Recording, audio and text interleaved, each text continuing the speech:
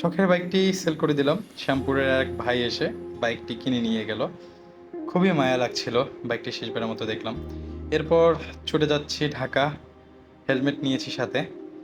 তারপর চলে আসলাম মিরপুর ১১-তে। মিরপুর ১১ এসেই পছন্দের বাইকটি নিয়ে নিলাম এবং আনপ্যাকিং চলছে।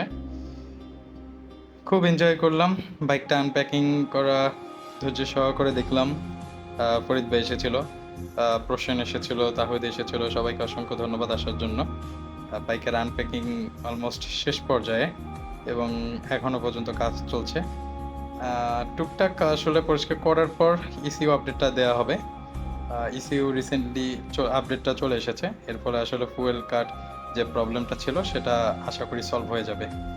তো এখন দেখতেই পাচ্ছেন বাইকের আপডেট চলছে, মানে ইসিইউ আপডেট চলছে। এই ইসিইউ আপডেটটা কমপ্লিট হয়ে গেলে বাইক ডেলিভারি দিয়ে দিবে আমাকে।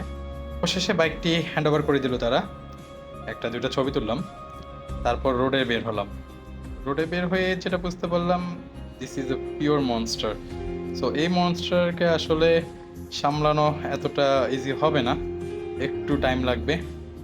সো এই বাইকের আপডেট প্রতিনিয়ত আমি দিতেই থাকবো। আশা করি আপনারা সাথে থাকবেন। ধন্যবাদ।